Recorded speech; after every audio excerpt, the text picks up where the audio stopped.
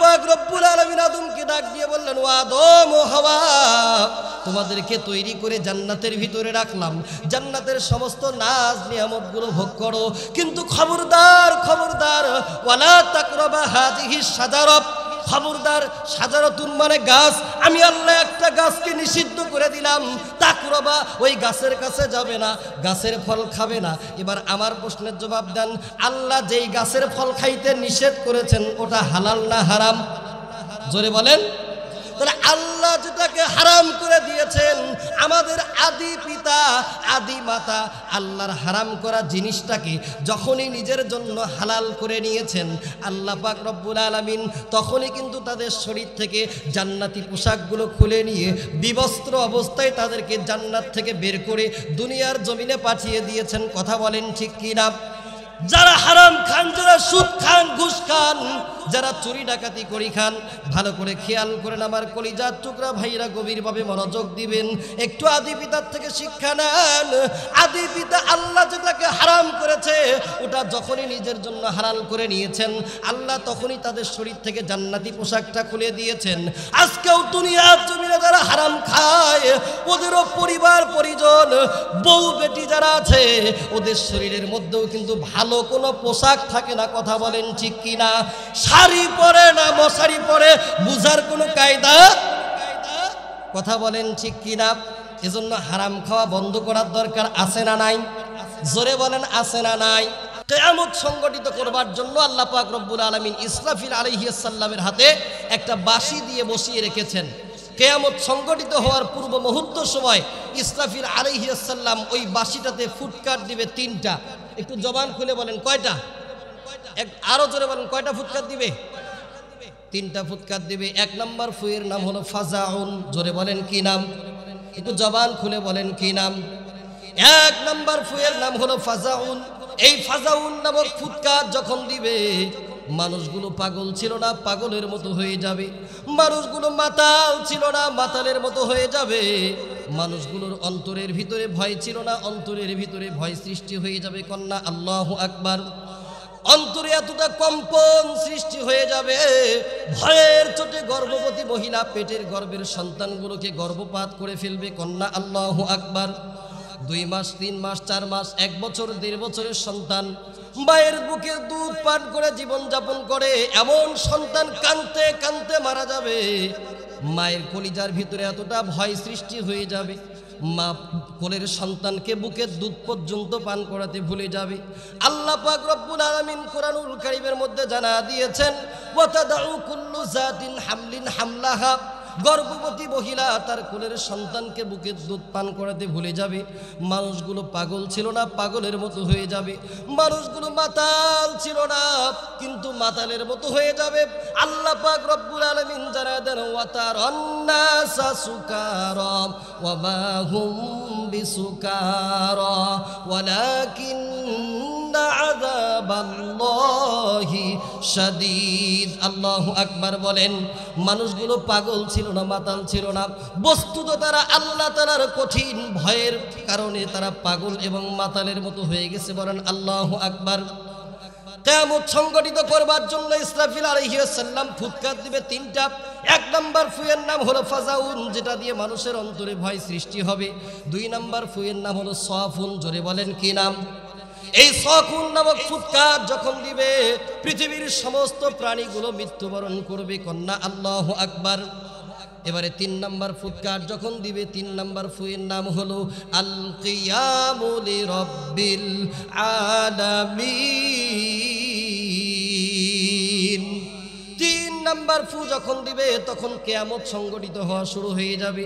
সম্মানিত উপস্থিতি, বলেন তো কিয়াম মানে কি? কিয়াম মানে দাঁড়ানো। কিয়াম মানে কি? দাঁড়ানো। 3 নম্বর ফু যখন দিবে কিয়ামত সংগঠিত হবে, মানে কবর থেকে মানুষগুলো ওঠা শুরু হয়ে যাবে, উঠবে এবং আল্লাহর সামনে দাঁড়াবে। এই কবর থেকে যেই মানুষগুলো উঠবে এই মানুষগুলোর ভিতরে দল হবে 3টা। জোরে বলেন কয়টা? 1 নম্বর যেই দলের মানুষগুলো উঠবে ওরা হলো উত্তম দল। ওদের শরীরের মধ্যে উত্তম পোশাক থাকবে, ওদের জন্য যানবাহনের ব্যবস্থা থাকবে, ওদের জন্য জান্নাতি খাবারের ব্যবস্থা থাকবে। কন্যা সুবহানাল্লাহ। 2 নম্বর যেই দলের মানুষগুলো কবর থেকে উঠে আল্লাহর সামনে দাঁড়াবে, ওই দলের মানুষগুলো মধ্যম পন্থায় চলতেই থাকবে, চলা শেষ হবে না। 3 নাম্বার যেই লোকগুলো আল্লাহর সামনে দাঁড়াবে, কবর থেকে উঠে ওরা মুখ থুবড়ে পড়ে যাবে, আবার উঠে দাঁড়াবে, আবার মুখ থুবড়ে পড়ে যাবে, আবার উঠে দাঁড়াবে, এমন করে চলতেই থাকবে, চলা শেষ হবে না। কন্যা আল্লাহু আকবার। সর্বশেষ আল্লাহর সামনে যখন মানুষগুলো উপস্থিত হয়ে যাবে, সর্বশেষ দল হবে 2টা, একটা হলো জান্নাতি আর একটা হলো জাহান্নামী। আমার সাথে একটু কথার জবাব দিবেন, বলেন তো সর্বশেষ দল হবে কয়টা? প্রথম নাম্বার দলটা কি? জান্নাতি। আর 2 নাম্বার দলটা কি? জাহান্নামী। এই জাহান্নামীদের ভিতরে যারা থাকবে, এই জাহান্নামীদের ভিতরে আবার দল হবে 10টা। জোরে বলেন কয়টা? আওয়াজ দিয়ে বলেন কয়টা? জাহান্নামীদের ভিতরে দল হবে কয়টা?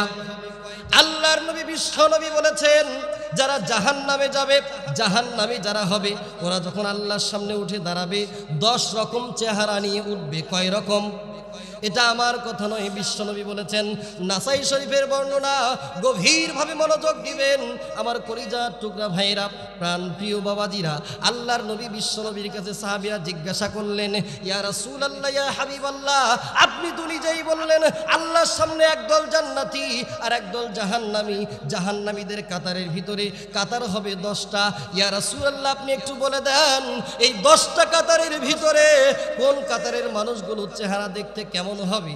আল্লাহর নবী বিশ্বনবী সাহাবীদেরকে ডাক দিয়ে বললেন, ও আমার সাহাবীরা শোনো, প্রথম নাম্বার এই 10 নাম্বার কাতারের ভিতরে, প্রথম নাম্বার কাতারের ভিতরে যেই মানুষগুলো জাহান্নামীদের ভিতরে আল্লাহর সামনে দাঁড়াবে, ওদের চেহারা হবে বানরের মতো। একটু জবান খুলে বলেন কিসের মতো? বানরের মতো চেহারা হবে। কাদের? আল্লাহর নবী বিশ্বনবী জানায়া দিলেন, দুনিয়ার জমিনে যারা ছিল চকলখোর। জোরে বলেন কি খোর? বলেন তো চকলখোর বাংলার জমিনে আছে না নাই? এক মসজিদের ইমামের কথা আর এক মসজিদের ইমামের কাছে, এক এলাকার চেয়ারম্যানের কথা আর এক এলাকার চেয়ারম্যানের কাছে, এক এলাকার মেম্বারের কথা আর এক এলাকার মেম্বারের কাছে, এক মসজিদের কেশিয়ারের কথা আর এক মসজিদের কেশিয়ারের কাছে, এমন আলোচনা সমালোচনা করার মতো চকলখোর বাংলার জমিনে আছে না নাই? জোরে বলেন আছে না নাই? চকলখোরদের চেহারা হবে কিসের মতো? আল্লাহ পাক রব্বুল আলামিন কুরআনুল কারীমের মধ্যে বলেছেন, ওয়াইলুল লিকুল্লি হুমাযাতিল লুমাযা আল্লাযী জামাআ মালাহু ওয়া আদ্দাদা। আল্লাহু আকবার বলেন। কঠিন দুর্ভাগা তারা, কঠিন দুর্ভোগ তাদের জন্য যারা মানুষের সামনে এবং পিছনে পরনিন্দা করে। সামনে এবং পিছনে কি করে? পরনিন্দা করে, চকলখড়ি করে, মানুষের গীবত করে। বিশেষ করে আমার পর্দার অন্তরালে কলিজার টুকরা মা বোন যারা আছেন, তারা একটু গভীরভাবে মনোযোগ দিবেন, কারণ এই চকলখড়ি কাজটা গ্রামাঞ্চলে মহিলা মা বোনদের ভিতরে বেশি হয়। কথা বলেন ঠিক কিনা? ও মা, খবরদার খবরদার চকলখড়ি করবেন না, কারণ একজন ব্যক্তি যদি চকলখড়ি করে, ওই একজনের জন্য পুরা এলাকার মানুষগুলো আল্লাহর গজবের মধ্যে পড়ে যায়। কথা বলেন ঠিক কিনা? তার বাস্তব প্রমাণ হলো, যত নবী রাসূল দুনিয়াতে এসেছেন 1,24,000, মতান্তরে 2,24,000 নবী রাসূল দুনিয়ার জমিনে এসেছেন। এর মধ্যে একজন জলিলুল কদর নবী, নাম হলো হযরতে মূসা আলাইহিস সালাম। জোরে বলেন কি নাম? মূসা নবীর নাম শুনছেন না শোনেন নাই? এই মূসা নবীর জামানায় একসময় বৃষ্টি হচ্ছিল না। ইতিহাসটা অনেকের জানা থাকবে। এক সময় বৃষ্টি হচ্ছিল না। উনি ওনার গোত্রের সমস্ত মানুষগুলোকে নিয়ে আল্লাহর কাছে দোয়া করলেন, আল্লাহ বৃষ্টি নাই, বৃষ্টি দেন। আল্লাহ বৃষ্টি নাই, বৃষ্টি দেন। এতবার আল্লাহর কাছে চোখের পানি ফালা দিয়ে দোয়া করে, কিন্তু মূসা নবীর দোয়া আল্লাহর কাছে কবুল হচ্ছে না। মূসা নবী টেনশনে পড়ে গেলেন, কেন দোয়া কবুল হচ্ছে না? আল্লাহর কাছে যখন উনি দরখাস্ত পাঠাইলেন, আল্লাহ আপনি তো বলেছেন দোয়া করলে দোয়া কবুল করবেন।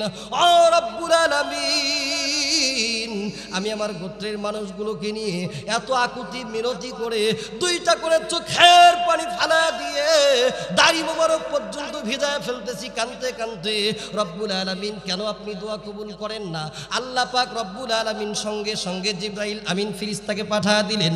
জিবরাইল ফেরেশতাকে পাঠিয়ে দেওয়ার পরে মূসা নবীকে জানা দিলেন, আল্লাহর নবী মূসা, আপনি যে দোয়া করতেছেন, আপনার যতগুলো গোত্রের মানুষগুলোকে নিয়ে দোয়া করতেছেন, সমস্ত মানুষগুলোর দোয়া আল্লাহর কাছে কবুল হয়ে যেত, কিন্তু একটা কারণে দোয়া কবুল হয় না। বলেন কয়টা কারণে? সেই কারণটা হলো যতগুলো মানুষকে নিয়ে দোয়া করতেছেন এই মানুষগুলোর ভিতরে একজন মানুষ আছে চকলখোর। কয়জন? এই একজন চকলখোরের জন্য আল্লাহর দরবারে আপনার দোয়া কবুল হচ্ছে না। এবারে আল্লাহর নবী মুসা আলাইহিস সালামকে অর্ডার দেওয়া হলো, উনি ওনার গোত্রের সমস্ত মানুষগুলোকে নিয়ে তওবা করলেন। ওই তওবার ভিতরে ওই চকলখোর মানুষটাও তওবা করলো। এরপরে পুনরায় আল্লাহর কাছে দোয়া করা হলো, আল্লাহ দোয়া কবুল করে নিয়ে আকাশ থেকে বৃষ্টি নাজিল করে দিল। কন্যা সুবহানাল্লাহ। তাহলে চকলখোর কি ভালো না খারাপ? চকলখোরের দোয়া আল্লাহর কাছে কবুল হবে না। বলেন তো জাহান্নামীদের ভিতরে দল হবে কয়টা? জোরে বলেন কয়টা? 10টা দল হবে। 1 নাম্বার চেহারা হবে কিসের মতো? বানরের মতো। আল্লাহর নবীর কাছে প্রশ্ন করা হলো, ইয়া রাসূলুল্লাহ, ইয়া হাবিবাল্লাহ, 2 নম্বরের চেহারা হবে কিসের মতো? আল্লাহর নবী বলেছেন জাহান্নামীদের ভিতরে 10টা কাতার হবে। 2 নম্বর কাতারে যারা থাকবে ওদের চেহারা হবে শুকুরের মতো। একটু জবান খুলে বলেন কিসের মতো? আরো জোরে বলেন কিসের মতো? বিশ্বনবীকে প্রশ্ন করা হলো, ইয়া রাসূলুল্লাহ, ইয়া হাবিবাল্লাহ, শুকরের মতো চেহারা হবে কাদের? আল্লাহর নবী বলেছেন দুনিয়ার জমিনে যারা ছিল হারামখোর। জোরে বলেন কি খোর? দুনিয়ার জমিনে যারা হারাম খাবে কিয়ামতের ময়দানে আল্লাহ তাদের চেহারা শুকরের মতো করে তুলবে। জোরে বলেন ঠিক কিনা? আরো জোরে বলেন ঠিক কিনা? সম্মানিত ভাইরা আবার বলেন তো দেখি, সুদ খাওয়া কি? আরো জোরে বলেন সুদ খাওয়া কি? ঘুষ খাওয়া কি? চুরি করা টাকা খাওয়া কি? ডাকাতি করে টাকা খাওয়া কি? অন্যের জমিন আল বেশি করে কেটে সেখানে ধানের গাছ লাগায় ওই ধান থেকে চাল হলে সেই চালের ভাত খাওয়া কি? হারাম। আপনি ধান ফসল আবাদ করেছেন, ফসলের জাকাত না দিয়ে ওই ফসলের ভাত ওই ফসল থেকে যদি ভাত হয় ওই ভাত আপনি রান্না করে খাবেন, ওই চালের ভাত আপনি রান্না করে খাবেন, ওসর না দিয়ে ওই খাবারটা খাওয়া হালাল না হারাম? জোরে বলেন। যারা হারাম খাবে তাদের চেহারা কিয়ামতের ময়দানে শুকুরের মতো করে আল্লাহ তুলবে। কথা বলেন ঠিক কিনা? তাহলে শুকুরের মতো হতে চান যারা দুনিয়ার জমিনে হারাম খাবেন? জোরে বলেন। শুকুরের মতো হতে চান যারা দুনিয়াতে হারাম খাবেন? তারা ঘুষ নেবেন, যৌতুকের টাকা নেবেন। কিসের টাকা? যৌতুক নেওয়া যাবে। হালাল না হারাম? জোরে বলেন। তাহলে এই হারাম যে ব্যক্তি খাবে তার চেহারা কিয়ামতের ময়দানে আল্লাহ কিসের মতো করে দিবে? জোরে বলেন। শুকুরের মতো কি আমরা হতে চাই? তাহলে কি যৌতুক নিব? একটু হাত তুলে দেখেন তো, 2 হাত তুলে কারা কারা যৌতুক নিব না? মুরব্বী বাবাজিরা হাত তুলছে। আরো কি নিয়ত আছে বিয়ে করা? ঝোঁকে তাহলে হাত তোলা যাবে না। আল্লাহ মাফ করুক। জোরে বলেন আমিন। আর একটু জোরে বলেন আমিন। হারাম খাওয়া যাবে না, কারণ হারাম যারা খায় ওদের শরীরের মধ্যে ভালো কোনো পোশাক থাকে। তার বাস্তব প্রমাণ হলো, বলেন তো দেখি আমরা মুসলমান, আমাদের বাবা কয়জন? এইদিকে তাকান, আমাদের বাবা কয়জন? আমাদের আদি পিতা হযরতে আদম আলাইহিস সালাম, জাতির পিতা ইব্রাহিম খলিলুল্লাহ। কথা বলেন ঠিক কি না? আমাদের রূহানি পিতা মুহাম্মাদুর রাসূলুল্লাহ সাল্লাল্লাহু আলাইহি ওয়াসাল্লাম। আর হলো জন্ম দেওয়া পিতা, এই বাবা হলো 4 জন। একটু গভীরভাবে মনোযোগ দিবেন আমার কলিজার টুকরা ভাইয়েরা, প্রাণপ্রিয় বাবাজিরা। এই 4 জন বাবার ভিতরে আমাদের আদি পিতার নাম কি? হযরতে আদম আলাইহিস সালাম। এই আদম আলাইহিস সালামকে আল্লাহ যখন তৈরি করেছিলেন, হাওয়া আলাইহিস সালামকে আল্লাহ যখন তৈরি করেছেন, আদম আর হাওয়াকে আল্লাহ জান্নাতের মধ্যে রেখেছেন। আর সুন্দর করে তাদেরকে জানা দিলেন, ওয়া কুল্লা ইয়া আদামু উসকুন আনতা ওয়া যাওজুকাল জান্নাতা ওয়া কুলা মিনহা রাগাদান হাইসু শি'তুমা ওয়া লা তাকরাবা হাযিহিশ শাজারাতা ফাতাকুনা মিনাজ জালিমিন। আল্লাহ পাক রব্বুল আলামিন আদমকে ডাক দিয়ে বললেন, ও আদম ও হাওয়া, তোমাদেরকে তৈরি করে জান্নাতের ভিতরে রাখলাম, জান্নাতের সমস্ত নাজ নিয়ামতগুলো ভোগ করো, কিন্তু খবরদার খবরদার, ওয়ালা তাকরাবা হাযিহিশ শাজারা। খবরদার, শাজারাতুন মানে গাছ। আমি আল্লাহ একটা গাছকে নিষিদ্ধ করে দিলাম। তাকরাবা, ওই গাছের কাছে যাবে না, গাছের ফল খাবে না। এবার আমার প্রশ্নের জবাব দেন, আল্লাহ যেই গাছের ফল খাইতে নিষেধ করেছেন ওটা হালাল না হারাম? জোরে বলেন। তাহলে আল্লাহ যেটাকে হারাম করে দিয়েছেন, আমাদের আদি পিতা আদি মাতা আল্লাহর হারাম করা জিনিসটাকে যখনই নিজের জন্য হালাল করে নিয়েছেন আল্লাহ পাক রব্বুল আলামিন, তখনই কিন্তু তাদের শরীর থেকে জান্নাতি পোশাকগুলো খুলে নিয়ে বিবস্ত্র অবস্থায় তাদেরকে জান্নাত থেকে বের করে দুনিয়ার জমিনে পাঠিয়ে দিয়েছেন। কথা বলেন ঠিক কিনা? যারা হারাম খান, যারা সুদ খান, ঘুষ খান, যারা চুরি ডাকাতি করি খান, ভালো করে খেয়াল করেন আমার কলিজার টুকরা ভাইরা, গভীরভাবে মনোযোগ দিবেন, একটু আদি পিতার থেকে শিক্ষা নেন। আদি পিতা আল্লাহ যেটাকে হারাম করেছে ওটা যখনই নিজের জন্য হালাল করে নিয়েছেন আল্লাহ তখনই তাদের শরীর থেকে জান্নাতি পোশাকটা খুলে দিয়েছেন। আজকেও দুনিয়ার জমিনে যারা হারাম খায় ওদেরও পরিবার পরিজন বউ বেটি যারা আছে ওদের শরীরের মধ্যেও কিন্তু ভালো কোনো পোশাক থাকে না। কথা বলেন ঠিক কিনা? শাড়ি পরে না মশারি পরে বুঝার কোনো কায়দা? কথা বলেন ঠিক কিনা? এজন্য হারাম খাওয়া বন্ধ করার দরকার আছে না নাই? জোরে বলেন আছে না নাই? জাহান্নামীদের ভিতরে কাতার হবে কয়টা? আস্তে কইলেন কে? জোরে বলেন 10টা। 1 নাম্বার চেহারা হবে কিসের মতো?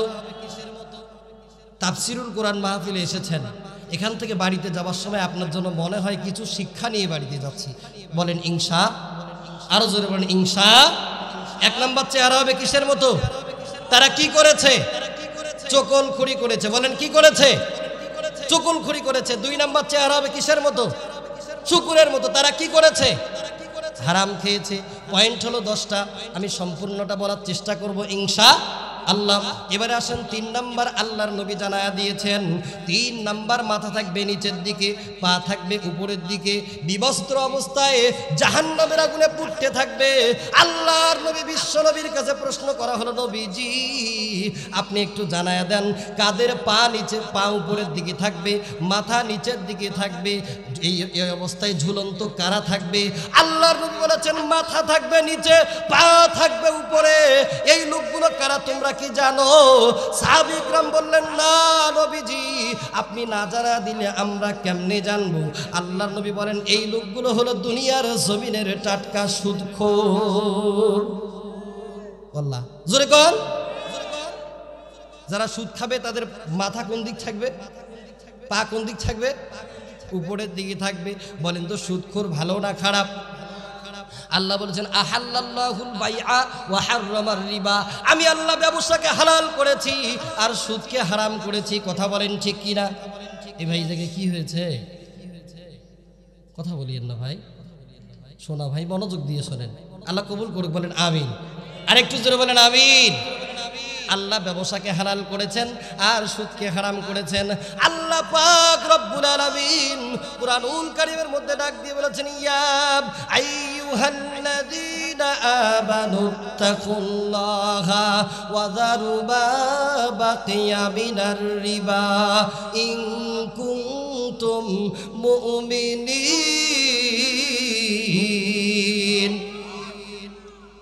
সম্মানিত ভাইয়েরা ভালো করে খেয়াল করেন, আল্লাহ বলেন ইয়া আইয়ুহাল্লাযীনা আমানুত্তাকুল্লাহ, হে ঈমানদারগণ তোমরা আল্লাহকে ভয় করো। কাকে ভয় করতে বলেছেন?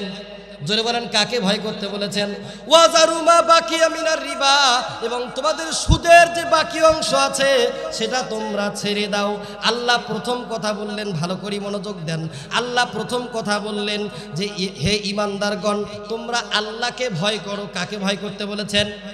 2 নম্বরে বলেছেন যে তোমাদের সুদের যে বাকি অংশ আছে সেটা তোমরা ছেড়ে দাও। কে বলেছেন? আল্লাহর কথা মানা নফল না ফরজ? জোরে বলেন। আল্লাহ বলেছেন সুদের যে বাকি অংশ আছে ওটা তোমরা ছেড়ে দাও। ইন কুনতুম মুমিনিন, যদি তোমরা মুমিন হও। কি হও? মুমিন হও।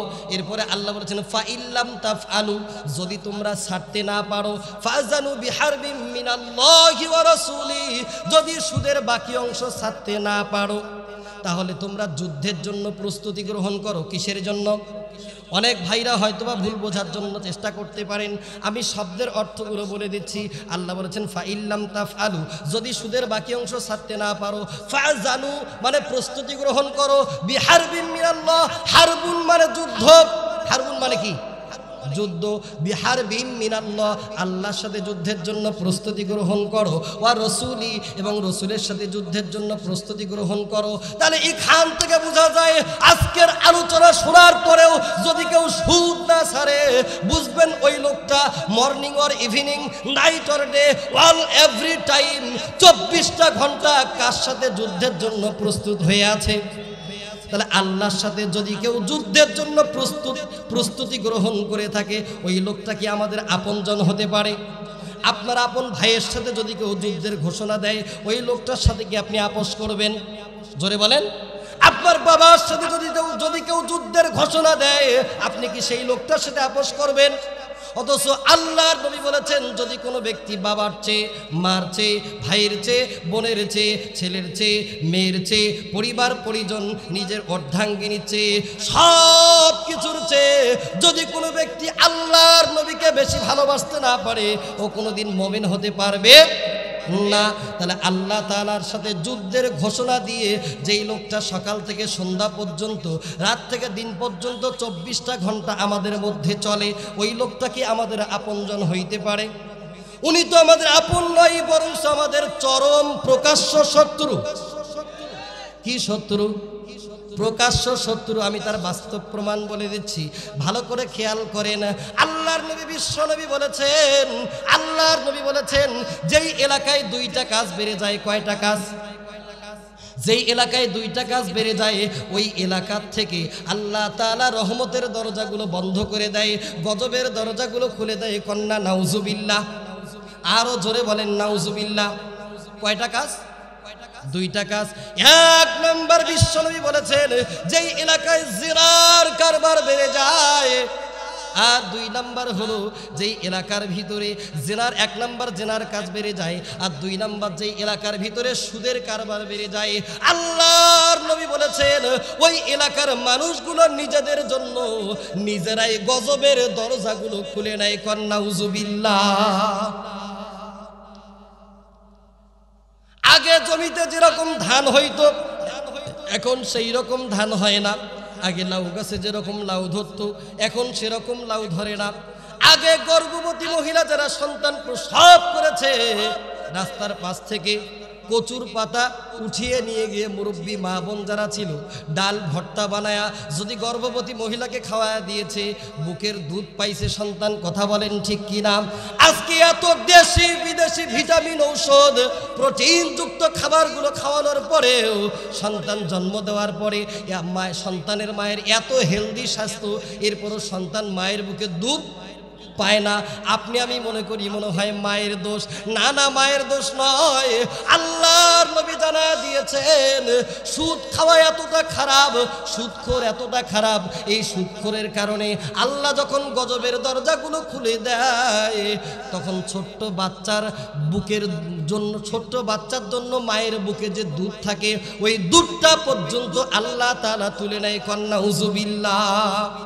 তার মানে সুদ খাবে একজন, গজবের মধ্যে পড়বে পুরা এলাকার মানুষ। কথা বলেন ঠিক কিনা? এই জন্য সুদখোর যারা আছে, জিনাখোর যারা আছে, এদেরকে দেখে দেখে চিহ্নিত করে এদেরকে নিয়ে এলাকার ভিতরে পঞ্চায়েত করার দরকার, যে ভাই হয় সুদ ছেড়ে দিয়ে আমাদেরকে গজব থেকে বাঁচাও, না হলে তুমি এলাকা ছেড়ে অন্যত্র চলে যাও। কথা বলেন ঠিক? ঝোঁকে তালে কইলেন ঠিক। ওরা যদি এলাকা ছেড়ে আর এক এলাকায় যায়, সেখানেও তো সুদ খাবে। ওই এলাকার মানুষগুলো তো গজবের মধ্যে পড়ে। কথা বলেন ঠিক কিনা? এই সুদের মতো খারাপ কারবার থেকে আল্লাহ আমাদেরকে বেঁচে থাকার তৌফিক দান করুন। জোরে বলেন আমিন।